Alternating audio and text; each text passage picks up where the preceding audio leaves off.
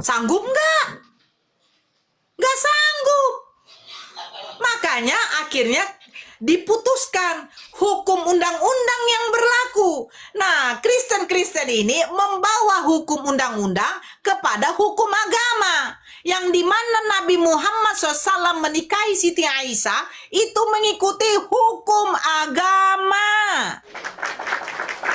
Bukan hukum undang-undang. Kalau kalian mengatakan Nabi Muhammad mengawini bocil karena berumur 6 tahun, kamu membawa korelasinya di mana, saudaraku? Apakah kamu membawa korelasinya di dalam hukum undang-undang? Sebab hukum undang-undang di Indonesia itu berlaku, hukum pernikahan adalah hukum undang-undang, bukan hukum agama. Tetapi ketika mengikuti secara agamanya, hukum agama baru berlaku. Contoh, saya orang Indonesia, saya harus mengikuti hukum Indonesia. Perempuan laki-laki yang boleh menikah berumur 17 tahun. Katanya begitu, berumur 17 tahun, mempunyai KTP, mempunyai KK. Itu untuk syarat keduk capil, biar keluar nanti surat-suratmu. Tapi ketika terjadi yang namanya pernikahan, saya harus mengikuti secara agama saya. Apa tuh? Kamu harus ada saksi, harus ada mawar yang dinikahkan laki-laki perempuan, harus ada wali si perempuan, harus ada penghulu yang menikahkan. Itu menurut hukum agama Islam. Kalau larikan ke Kristen bagaimana? Tetap mempunyai KTP, mempunyai kakak. Ya kan? Itu untuk kepada surat-surat menurut hukum pemerintah. Tapi kalau menurut agamanya harus pergi ke gereja, diberkati oleh pendeta. Nah, yang diberkati oleh pendeta di dalam gereja, ini dari mana hukumnya yang dijelaskan oleh Tuhan, yang diberikan oleh Tuhan dari mana? Tidak tercatat ternyata di dalam Bible. Terus yang seperti itu dari mana prosesnya yang kalian dapat? Ternyata kebanyakan saudara Kristen menjawabnya itu adalah keputusan, pendapat, pemikiran dari para tokoh-tokoh agama kekristenan. Jadi ini karena pertanyaannya bagus dari Bang Roy tentang pernikahan kepada bocil, ya, saya cuma tegaskan. Jangan menyandingkan hukum pernikahan di dalam agama dengan di dalam pemerintahan. Karena pemerintahan itu hanya sebuah catatan agar apa? Agar kalian mengikuti hukum yang berlaku di negara tersebut. Tetapi kalau soal agama, tetap itu berlaku kepada Allah. Jadi yang dibenarkan adalah hukum agama.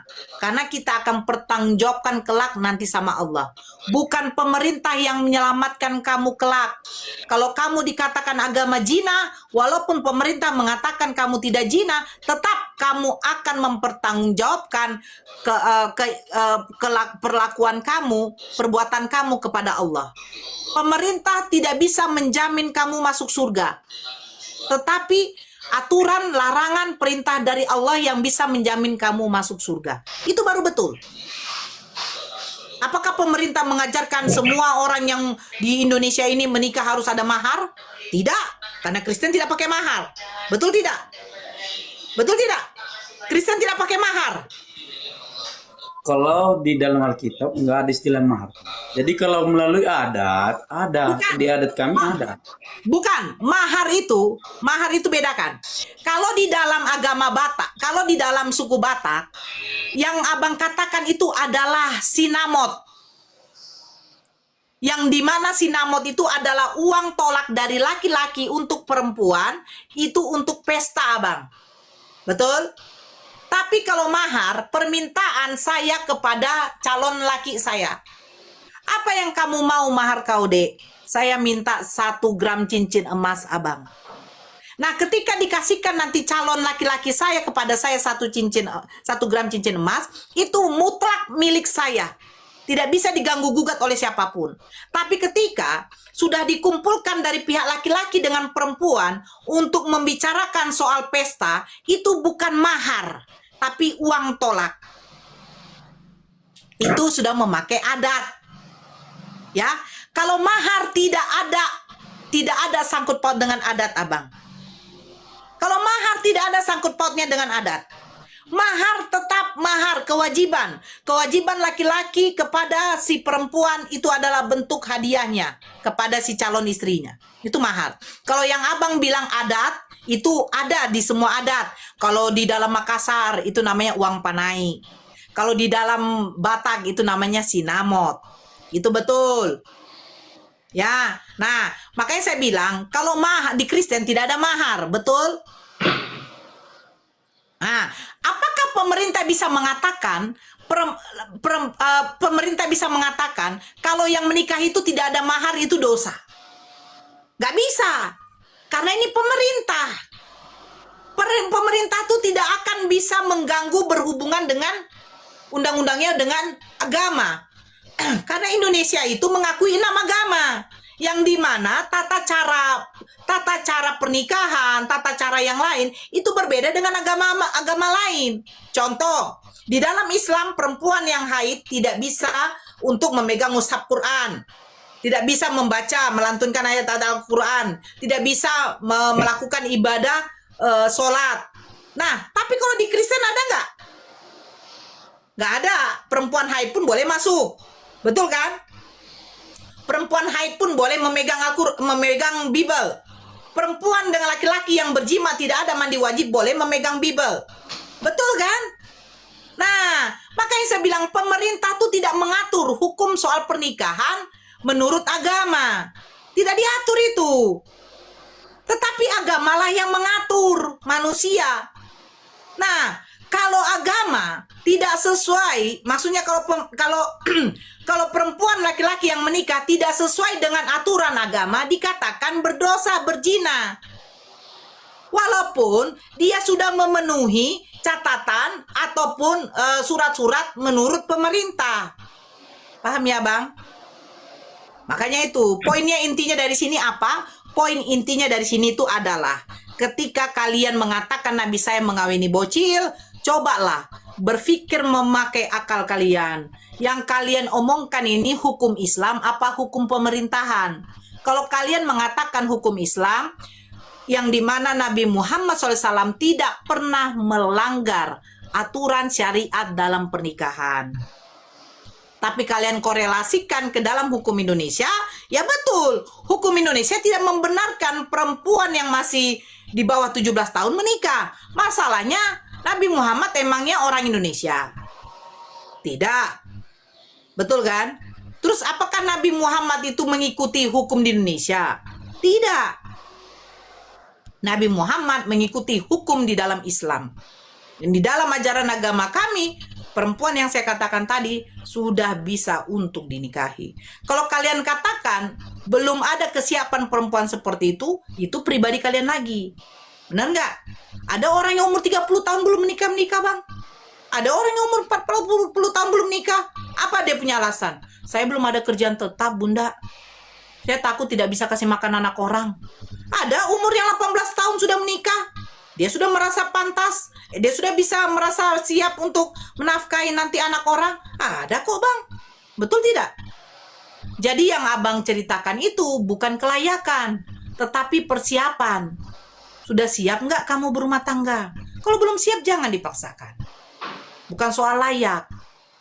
Kalau dibilang abang sudah kerja, abang sudah mapan, abang sudah layak berumah tangga. Tapi kalau abang belum siap untuk membina suatu rumah tangga, ya itu urusan abang. Begitu, Bang. Oke, lanjut abang. Mau bertanya apa lagi? Saudara Muslim 3,4 dikencangkan tap-tap layarnya. Tembuskan 1M dulu, saudaraku Muslim. Tembuskan 1M ya, jangan lupa absen-absennya. Silakan mau bertanya apa lagi, Bang? Abang nggak minum, abang makan siri ya? Iya, sambil minum Kak, sambil minum. Makan minum dulu, Bang. Ya, oke lanjut. Jadi kalau di adat kami, karena kalau kami khususnya di suku Nias itu kami berdaulat pada 3, yang artinya 3-nya ini satu pemerintah, satu dulu agama, baru pemerintah dan adat. Jadi itu harus berkaitan, yang tiga ini tidak pernah kami lepaskan, tidak pernah kami hilangkan. Ini karena gimana berkaitan dengan adat gitu, sehingga tadi itu yang kami luruskan supaya pernikahannya itu supaya ada istilahnya seperti yang kakak bilang, ada maharnya. Istilahnya kalau mahar itu sama kami ke artinya jujurannya, kalau di daerah kami lah gitu. Jadi tiga yang mengikat kami di apa ini, di dalam kehidupan di dunia ini. Kalau kami ya kak kan beda-beda kan, yang artinya satu agama, dan kedua itu adat, dan ketiga kedua pemerintah, dan ketiganya adat. Artinya itu nggak pernah kami lepaskan, apapun suatu acara atau kegiatan itu tetap kami adakan, yang artinya nggak pernah kami hilangkan. Oke lah, istilahnya saya udah jelaskan juga pemahaman untuk kakak juga, istilahnya biar kakak bisa pertimbangkan juga nantinya. Dan kita lanjutkan lagi seperti yang kakak bilang tadi, kalau mengenai pernikahan ini memang nggak pernah saya lihat, cuman saya pernah dengar. Apakah itu ada betul yang dibilang itu, ada yang disebut dengan kalau kita muslim gimana ya, nikah siri. Maksudnya nikah siri seperti apa sih, penasaran gitu.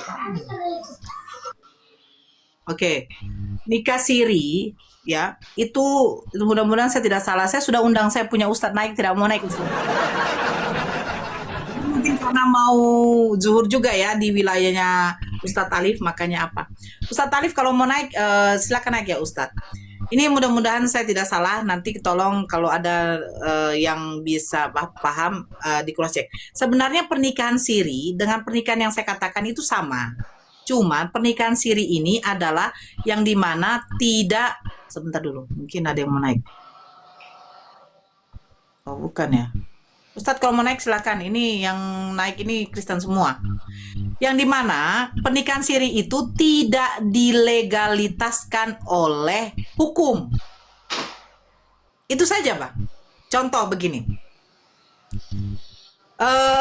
Ketika terjadi pernikahan, perkawinan di dalam gereja, pendeta keluar yang namanya surat nikah dari gereja, betul? Itu sah atau tidak? Sah. Nah, tetapi belum dilaporkan kepada Dukcapil ketika kita membuat akte nikah. Kan akte nikah Kristen kan nanti yang mengeluarkan kan dari Dukcapil. Sementara buku nikah kami yang mengeluarkan adalah dari KUA. Kan seperti itu, berupa dua buku. Buku istri, nikah istri, buku nikah istri dengan buku nikah suami. Ada dua. Kan begitu. Nah, kalau di Kristen kan akte nikah, tapi surat nikahnya itu dari pendeta, dari gereja yang mengeluarkan. Itu sah tidak? Kalau menurut Kristen itu sah. Karena gereja sudah melegalkan adanya pernikahan yang dimana si ini menikah dengan si itu. Betul tidak? Tetapi belum dilaporkan ke pemerintahan, yang dimana Dukcapil belum mengeluarkan akte nikahnya. Betul kan? Betul tidak? Nah, pernikahan siri seperti itu sah di mata agama, sah di mata Allah, karena sudah memenuhi syariat pernikahannya. Kalau pernikahan siri sudah memenuhi syariat pernikahannya di dalam Islam, itu sah. Cuman belum dilegalitaskan, belum dilegalkan oleh pemerintah, yang dimana mereka harus mengulangi ijab kabulnya di pemerintahan agar keluar buku nikahnya. Seperti ini. Saya menikah siri, misalnya. Saya menikah siri dengan si Firman. Itu sah menurut agama, karena kami sudah memenuhi syariat pernikahan kami. Begitu, ya kan? Nah, tapi ketika terjadi suatu permasalahan, saya punya anak nih. Suami saya kabur, misalnya. Dia tidak menceraikan saya. Sama siapa saya mau nuntut? Soal hukum. Sementara saya tidak didaftarkan. Pernikahan kami tidak terdaftar di pemerintahan. Kalau mau terdaftar, ya laporkan ke KUA agar KUA menikahkan kami, keluar buku nikah kami, tercatat di pemerintahan. Ketika saya menuntut, hukum bisa melindungi saya dan memberikan hak saya.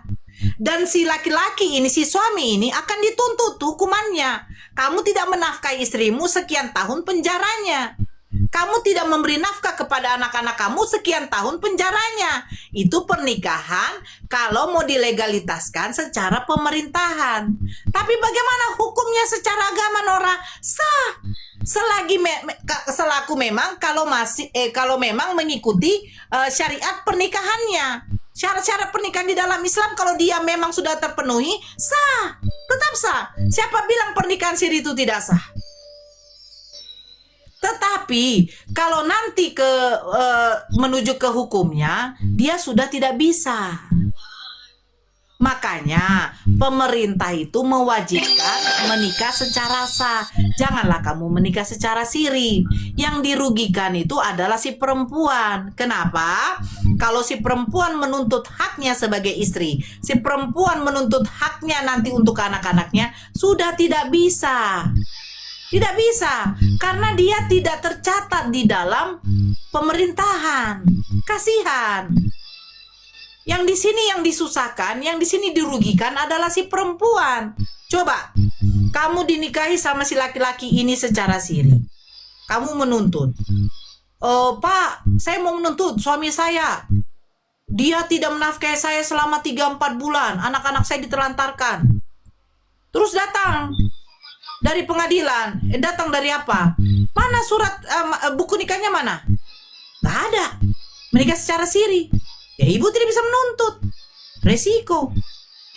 Tapi menurut agama bagaimana? Kamu zina? Tidak. Tidak.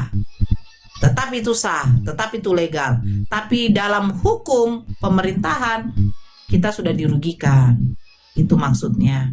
Jadi pernikahan siri itu sah dalam agama kalau dia sudah memenuhi syariat di dalam pernikahan Islam.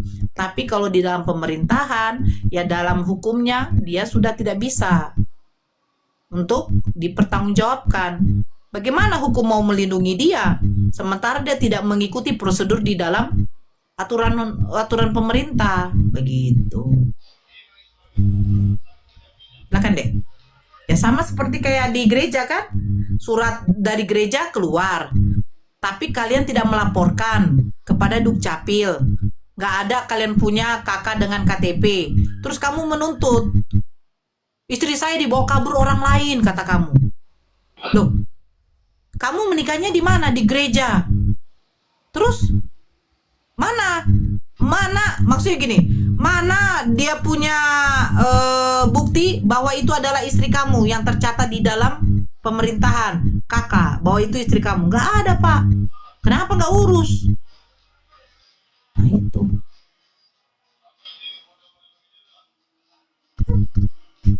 Silakan deh. Oke, jadi memang itu ada baiknya. Jadi yang pernikahan yang sah ini sebetulnya seperti bagaimana semestinya.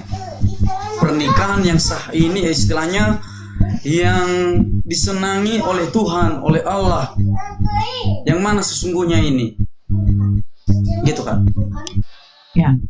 Pernikahan yang sah itu yang dimana Allah sendiri yang mensahkan itu. Artinya apa? Syariat pernikahan di dalam Islam yang tadi sudah saya jabarkan, itu yang disampaikan oleh Nabi Muhammad SAW. Kalau mahar tidak ada bagaimana? Tidak sah. Kalau nggak ada saksi bagaimana? Tidak sah.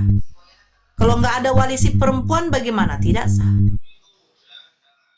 Kalau yang menikahkannya, kalau yang menikah ini laki-laki dengan laki-laki sesama jenis, bagaimana? Tidak sah. Jadi sahnya bagaimana? Ada yang menikahkan. Dia adalah orang yang akan bertanggung jawab.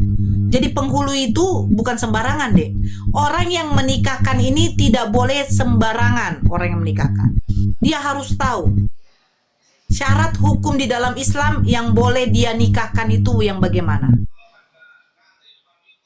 Gak boleh sembarangan. Contoh, di dalam Islam itu perempuan yang sudah hamil itu Itu ada beberapa mazhab ya, tapi saya di sini tidak berkompeten untuk menjelaskan ya, karena saya bukan seorang ustazah. Tapi saya mendapatkan ilmu dari beberapa guru-guru saya. Ada yang beberapa mazhab yang berbeda, bahwa perempuan yang menikah, yang hamil, yang dalam keadaan hamil boleh, ada yang boleh dinikahkan, ada yang memang tidak boleh. Nah, tetapi nasabnya nanti si anak ini yang tidak bisa diikuti, dicantumkan nama bin bapaknya, nama binti bapaknya itu ayah biologisnya itu tidak bisa. Itu kalau di dalam Islam. Makanya perempuan yang dalam keadaan hamil itu sebenarnya tidak boleh dinikahkan, karena nanti tidak tahu siapa ayah biologisnya. Contoh, si Ray mau menikah sama perempuan. Nah, perempuan ini dalam keadaan hamil, tapi tidak tahu siapa bapaknya, begitu. Nah, terus nanti ketika perempuan ini istri kamu sudah melahirkan, nah ini bagaimana bintinya? Kalau dia perempuan, binnya bagaimana kalau laki-laki? Paham ya, binti dengan bin ya? Nama pamnya, marganya kayak saya Aritonang gitu loh. Nama bapak saya ini. Nah, apakah nanti ketika dia perempuan si ayahnya ini menjadi wali? Nggak boleh. Nggak boleh. Ya, karena ini anak adalah anak hasil dari zina. Anak hasil dari zina. Nggak boleh. Nah, nanti bagaimana perempuan ini menikah? Nah, nanti diserahkan kepada wali hakim. Wali hakim itu biasanya ada di KUA itu. Jadi penghulu ini tidak boleh sembarangan menikahkan. Oh, makanya kalau pernikahan siri, udah, nanti saya menikahkan, panggil seorang ustadz. Hanya gara-gara dia ustadz, jadi dia bisa menikahkan. Nggak boleh. Harus jelas. Yang mau dia nikahkan ini siapa? Saksinya ini dari mana? Harus jelas. Jangan karena nikah siri ya. Ini nikah siri ya, kita bilang nikah siri dulu ya. Bukan menurut pemerintahan. Jangan gara-gara si perempuan dengan si laki-laki udah didengarnya, oh saya janda, ini lajang, atau ini duda, baru datang ustadz menikahkan. Dicarilah walinya nggak tahu siapa walinya itu, nggak jelas. Nggak boleh.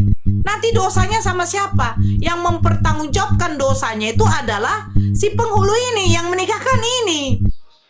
Makanya nggak gampang.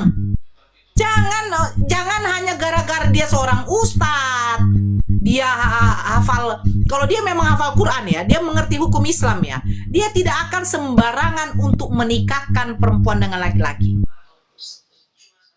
Misalnya si Bang Ray udah kebelet mau menikah sama si perempuan, tapi tidak tahu status si perempuan ini bagaimana kalau menurut agama. Mana tahu dia cuma ditalak 1 atau 2 sama suaminya. Kalau talak 1 sama 2 masih bisa dirujuk sama suaminya. Kecuali bain kubro. Bain kubro itu adalah talak 3, yang dimana perempuan itu tidak bisa lagi balik kepada suaminya, dan suami tidak bisa balik kepada istri. Dengan catatan syarat si perempuan harus benar-benar sudah menikah lagi kepada laki-laki lain, dan dia tuh dicampur oleh suaminya ini, baru diceraikan, baru diselesaikan masa iddahnya. Baru kalau selama masa iddahnya dia sudah menerima juga talak 3 dari suaminya, ya udah dia boleh kembali lagi kepada suami pertamanya dengan melakukan nikah balik. Begitu. Nah, jadi ustadz ini tidak sembarangan nikahkan. Oh, kamu janda ya, janda. Sementara surat jandanya belum dikeluarkan. Kamu duda. Padahal dia suami orang. Iya kan? Nah, dinikahkan ini. Siapa yang berdosa? Padahal si perempuan ini sudah hamil. Makanya kalau di Islam itu ada catatan dari kesehatan. Begitu. Jadi tidak gampang seorang ustadz menikahkan perempuan dengan laki-laki.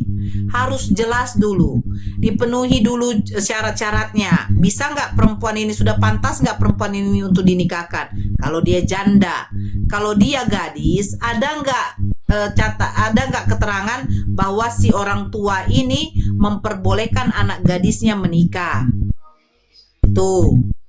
Itu kalau tidak ya, kalau ke hukum kena lagi. Nah, makanya saya bilang wali dari si perempuan yang akan menikahkan, seorang penghulu, terus laki-laki dengan perempuan, mahar, saksi ini harus dikenal, ya. Jangan Bang Rey membawa saksi yang tidak dikenal. Karena apa, Bang? Ketika nanti dituntut pertanggungjawabannya, itu nanti ditanya, betul nggak si saksi ini yang melihat kalian itu menikah? Iya kan? Abang Rey bawa kawan yang dari entah orang dari mana dibayar. Saya kasih kamu nanti 200.000 ya, kamu jadi saksi ya. Ya. Nah, pas ditanya sama si penghulunya, ini saksinya dari mana? Oh, ini saudara saya. Percaya pula. Tapi ketika nanti minta pertanggungjawaban, ya saksinya tidak tahu orang mana, tidak dikenal. Makanya saksi itu biasanya rata-rata kalau nggak dari KUA tersebut, pasti dari orang-orang yang terdekat dengan kita, yang bisa mempertanggungjawabkan. Begitu. Karena saksi ini penting kali loh. Saksi ini berat juga. Dia akan diminta pertanggungjawaban. Betul nggak kamu yang melihat si ini dengan si itu menikah? Sah nggak pernikahannya? Sesuai nggak dengan syariat dalam Islam? Oh sesuai, sah kok.